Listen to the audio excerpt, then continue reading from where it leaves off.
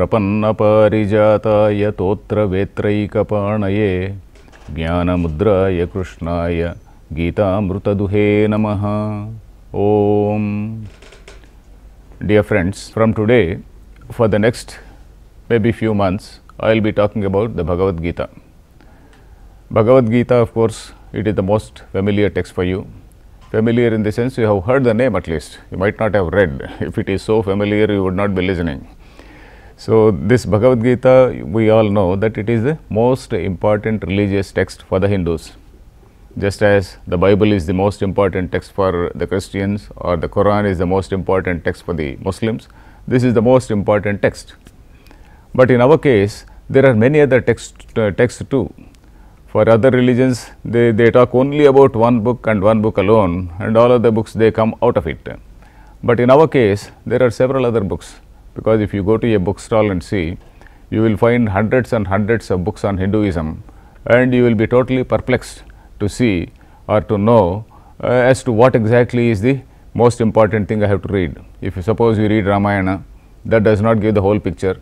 Suppose you read some other Purana, say some Vishnu Purana or Shiva Purana or some such Purana, it does not give the whole picture about what exactly is the Indian thought, Indian philosophy, etc. So, and Vedas, suppose you go to Vedas, the Vedas may be talking about some ritual, the Vedas may be talking about some meditations, etc. So, there are certain Vedas, there are certain Upanishads, there are certain Ramayana and Mahabharata, etc. There are so many other books. So, here we have to see what exactly, why we are reading the Gita. The point is that this is the most, this contains the essence of the Hindu thought. So, that is the reason why we respect all other books, no doubt, but then we call this book as the most important text which has to be read. So, this is one. Then regarding other texts, I was mentioning the Vedas. Vedas, we know that they are the most ancient texts of mankind actually. Rig Veda is supposed to be the most ancient text of mankind. It is more than about, even according to the estimates of the Western say thinkers, or rather say Indologists rather. So, it is said to be about at least some 5,000 years old. It is the oldest document which is there.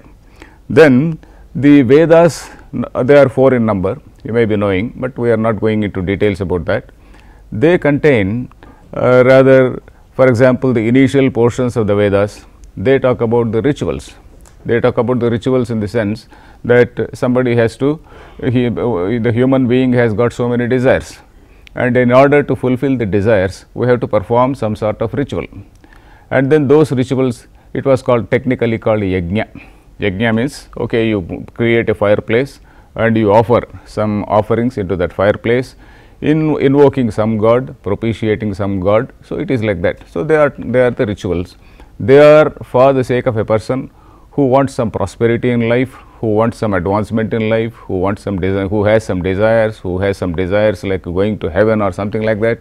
So, all those things they are mentioned in the initial portions of the Vedas. Then later the Vedas, they also talk about certain meditations, because the Vedas were certain things which were revelations, say, which have been recorded by some of the sages, some of the rishis.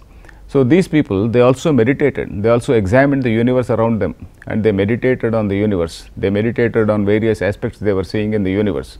So, that those meditations, there is a name for them, it is called Upasana. So, the Vedas, the middle portions of the Vedas, they also talk about the Upasanas. And when we come to the end of the Vedas, they come to very serious questions about the nature of man, about say the nature of man means what exactly is human being, what exactly is the meaning of I, and then what is the supreme reality, and what is the relationship between this I and the supreme reality, what is this universe which we are seeing. So, all these things they are examined, or rather there is a contemplation, there is a discussion on these questions. So, these later portions of the Veda, or the end portions of the Veda, they are called Vedanta. Veda plus Anta, Anta means end, Vedanta, it is called Vedanta. Otherwise, they are called the Upanishads.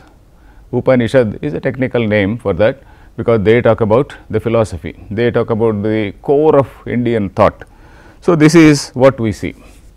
And having known this, we can now make a sort of general classification about a general classification in the sense to know what are the most important things and what are the primary texts and what are the secondary texts, that we are supposed to know a little bit. So, as I said, Vedas, they were the most ancient documents and they are the primary texts. They are the only primary texts, let us say, Vedas and the Upanishads. Upanishad means that is the end portions of the Vedas, which is otherwise called the Vedanta. They are the most primary texts, and all other texts they have only followed. They have only followed the Vedas. What has been told in the Vedas, there are books which analyze. For example, the Upanishads, they make several statements about the nature of man, the nature of say the supreme reality, what we call heaven at the level of religion, and what we call liberation or moksha. We make a distinction between what is heaven and what is moksha. Heaven is not the ultimate in our case. So, anyway, we are going to see in greater detail about that. So, what are all those? All those details, they are examined in these Upanishads. So, those sentences are examined separately by some other writers. For example, there is a book called Brahma Sutra. Brahma Sutra is one book which examines all these statements which are there in the Upanishads. That is a secondary text. Then again, BhagavadGeetha. BhagavadGeetha is also a secondary text in the sense that it is taking the essence of all these Upanishads. So, that is a secondary text. So, that is how, and there are other secondary texts like what we call Rama Ramayana. We are familiar with the text Ramayana. Ramayana is the story of Lord Rama. We know Lord Rama, how he is an avatar, how he is avatar of the divinity, and then how he came down to the earth. Avatar means God, under certain special situations, he comes down to earth to establish order, to establish social order. So, that is what we see. So, that is an avatar, and then his story is there in that. Most probably, we Indians believe that Rama was a historical character. He was very much a real character in flesh and blood. And similarly, Krishna is another real character in flesh and blood.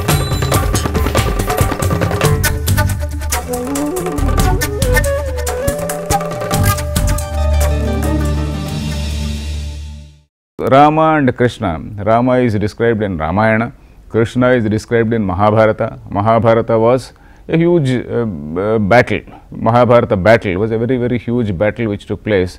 That was again at the end of the Dwapara Yuga, as we say, more than about 5,000 years ago. That is a book which describes that battle. And then these two books, that Mahabharata also is historical in nature, Ramayana also is historical in nature. Apart from this, there are other books like, for example, Vishnu Purana. It talks about Vishnu, the eminence of Vishnu, the greatness of Vishnu. And then some other sect called Shaiva, they talk about a Shiva Purana. They talk about the eminence of Shiva, the greatness of Shiva, how Shiva is supreme. All other people are say subordinate to him or secondary to him. So, that is how each Purana describes.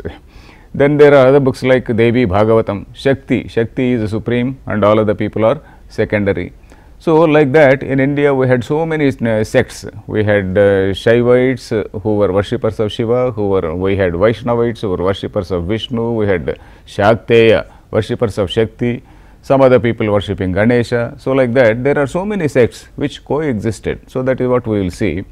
So, all these Puranas which talk about individual gods, they also draw from the same Upanishads. They also draw the philosophical core. The core philosophy is drawn from the Upanishadic texts only. So, these texts anyway, they are the secondary texts. So, you may have a question, that is, when we are having the Upanishads, why are all these secondary texts? Because these Upanishads, as we see, they are, as I said, it is part of the Vedas, very, very ancient texts, and even the language is so archaic. It is not ordinary Sanskrit. For example, in Sanskrit itself is something which is unknown or rather inscrutable to most of us. Sanskrit is not known to most of us. But then this Sanskrit is said to be the modern Sanskrit, or it is called classical Sanskrit, the Sanskrit which we read in say Sanskrit Kavya. Kavya means Sanskrit poems like Kalidasa, say poets like that. That is supposed to be a later day Sanskrit. Even Ramayana, Mahabharata, it is supposed to be the classical Sanskrit, which is the later day Sanskrit, whereas the older Sanskrit is say what is there in the Upanishads. So that Upanishads and Gita, they are having this say this archaic language. Moreover, they were revelations of various rishis who lived in several parts of the country. So one man described that supreme reality in one particular manner, another man described in another particular manner. So there are some changes in language. So you have to establish some unity of thought.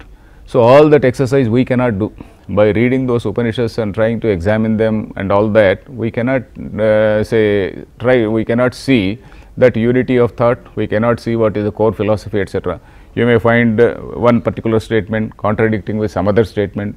Some other statement told by some other man is contradicting what is told in this book. So like that. So what our sages have done is, the great sages like Sage Vyasa. Sage Vyasa, in fact, he established a sort of rule. He gave a particular norm. What is that? We know that Sage Vyasa wrote a very huge book called Mahabharata. So in the very first passage of Mahabharata, in the very first say canto, let us say, in the very first chapter of that first canto, he made a sort of observation, Itihasa Puranabhyam Vedam Samupa Brahmayet. So that means what has been told in the Veda, it is something which is inaccessible to the common man. So you have to bring it down to the level of common man by writing some Itihasa, by writing Purana. So that is what he said. So with that spirit, all these works have come. So they will not contradict what is there in the Veda. Veda is supreme, and what is there in these books, it is a sort of follow up of this whatever has been told in the Vedas, and it is basically to tell the common man. So that is how this, we have got so many tiers. We have got the top tier called primary text, we have got the second tier called say secondary texts like Itihasa and Purana. So that is what we see in our tradition. Then, but ultimately we have to see that, we have to realize that Vedanta, or what is told in the Upanishads, is the core of Indian philosophy. Then again we can have another question, when the same question in a different way I will answer, that is, instead of reading the Upanishads, why are we reading this Gita, why are we reading these books? So the reason is, Gita is said to be the essence of all the Upanishads. Who told this? That is what the tradition says us, because even if you read all the Upanishads, in fact I have studied all the Upanishads, and in fact I have been teaching also. If you read all the Upanishads and then put Gita also, what all has been told in several places in all these Upanishads is contained in this Gita. Every sentence of Gita is a sort of say echo. It echoes some statement in some Upanishad. So it is the essence of the Upanishads. In fact, there is a very, very popular say rhyme, rather a shloka. Shloka means a verse, a very, very popular verse which says, all the Upanishads are like cows, and Lord Krishna was somewhat like cowherd. We know that Lord Krishna, he belonged to a particular class called cowherd class. He was called a Yadava. Yadava means it is a cowherd class. So he was a cowherd, and all the Upanishads are said to be compared to cows, and he is the cowherd. And then the nectar, the milk from all those cows is this nectar called Gita. Dugdham Gitamrutam Mahat Sarvopanishado Gavo. All the Upanishads are cows. Dogdha Gopalanandanaha, the milkman. Dogdha means the milkman is Gopalanandanaha, Lord Krishna. Partho Vatsaha, who is the calf there? The calf is Partha, that is Arjuna. Arjuna is the listener in this particular Gita. Partho Vatsaha. Sudhir Bhokta. Then who are the people who really enjoy this milk? We are all the people. We are all the people. In fact, if you have seen, you leave some little bit of milk to the calf and then pull the calf away, and then you you draw the milk, and then we consume it. So that is what we do. So Sudhir Bhokta. Arjuna is there, he is a pretext only, and the text is for us. So Sudhir Bhokta Dugdham Gitamrutam Mahat. This Gitamrutam is the Dugdham which has been milked from those cows. So this summarizes, or rather emphasizes, the importance of the Gita. So that is how, that is why we just read the Gita.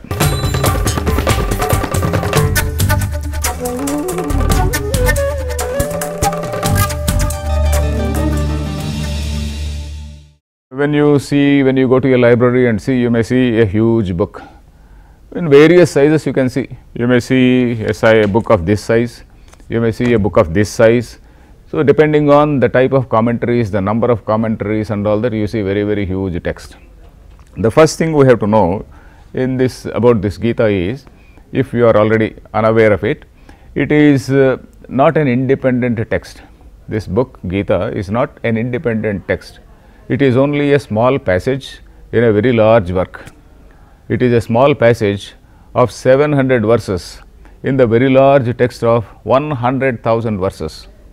You can imagine 100,000 verses. It is more than about 3 times bigger than the complete works of Shakespeare. If you see only the text, if you see just the text of Mahabharata, it is about 2.5 to 3 times bigger than the complete text of complete works of Shakespeare. So, it is so huge, 100,000 say verses. So, but this thing Gita is only a small passage coming in the middle of, somewhere in the middle of that Mahabharata. It is only about 700 verses. The 700 verses will come into about, say, about 40 to 50 pages, about 40 to 50 pages it comes, printed pages of this size, this demi size, about 40 to 50 pages it comes. And then you can happily read it in about 2.5 to 3 hours. You can happily recite. In fact, the people who read Gita quite often, they do it at a stretch and then they read it in, say, about 2.5 to 3 hours. So, this is a small passage in that particular say text. Then Mahabharata, again we have to see what exactly is this Mahabharata. Bharata, of course, you know, we also use this name to refer to our country. India, that is Bharat, we say Bharata. So, India is supposed to, is also called, traditionally called Bharata. It is called Bharata Varshe, Bharata Khande. The people who do prayers every day, in fact, they say Bharata Varshe, Bharata Khande. So, this is the Bharata Varsha, Bharata Khanda, this continent of Bharata, this Bharata. It used to be called a subcontinent. So, that is the picture. So, this Mahabharata is about a war which had taken place about 5,000 years ago. It is basically, it is a historically correct thing, a true thing, though we have not recorded history as we are now recording in the present day.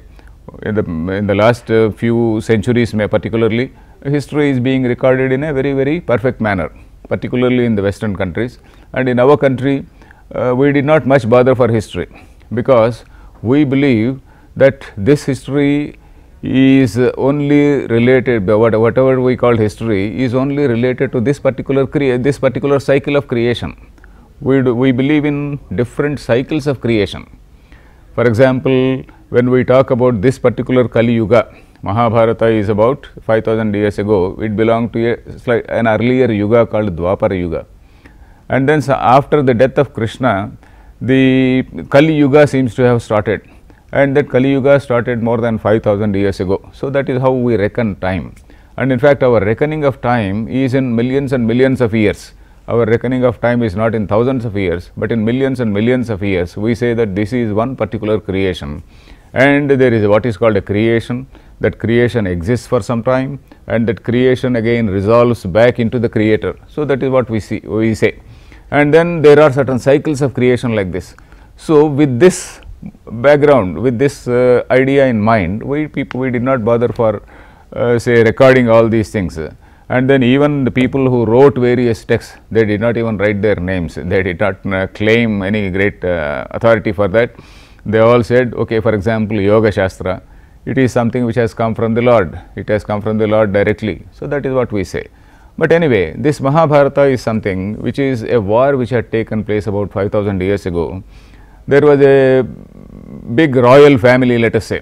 That royal family, there were cousins, children of two brothers, broadly speaking. In fact, you can get hold of any primary book on say Mahabharata, and it is a very fascinating story. It is a fascinating story, and in fact, the claim made is whatever is there in Mahabharata is there outside. Whatever is not there in Mahabharata is not anywhere. So, that is a claim made by Mahabharata. So, you find so many things. You find not a mere narration of incidents and all that. You find so many things relating to political science, statecraft. you get so many things relating to morality, ethics. You get what all you talk about ethics, morality, dharma, all these things we can see in the Mahabharata. So there are so many passages narrating all these things. So this is between two groups of cousins. Let us say the war had taken place. One group had unjustly snatched what was due to the other group. So that means it is a violation of dharma. So whenever there is a violation of dharma, there is a divine intervention, and that divine intervention is what is called an avatara, and Lord Krishna is said to be an avatara, and then in the form of avatara he comes, and then he facilitates these people, he helps these people in regaining their kingdom. So that is what is the overall story. So in that, when the two groups they come to fight, the one side it is called Pandava, who are the good guys, and then the Kauravas, who are the bad guys. So when these two people they come, then there is a chief warrior in that, there is a star warrior in this group of good guys. So his name was Arjuna, and then this Arjuna had a doubt. He was in a moral dilemma. I am now coming, and then I am now trying to wage a war. I am trying to when I involve myself in war, we will be killing all these relatives. All these, after all, they are all my cousins. There are certain elders. Some people are who are like my grandparents. Some people are like my children. Some people are like my cousins. Some people are like my parents. So all these people are there on the other side, and then from our side also people will get killed. Their side people will get killed. There will be such a great loss to the whole clan. So that is what he thinks. So at that time, then Krishna gives a sort of counseling to him about what exactly is a human being, what exactly is the duty of a human being. Then he gives actually what we can say a big picture of what is human life, and then what is the human being, what is his role in the world, what is righteous action, what is right action, and what is wrong action. So he gives a sort of counseling on that battlefield. So this is what we find in this Gita. It is basically a counseling given by Lord Krishna on the battlefield to the star warrior called Arjuna. So we will continue in the next episode. Harihi Om Tat Sat. Shri Krishna Arpanamastu.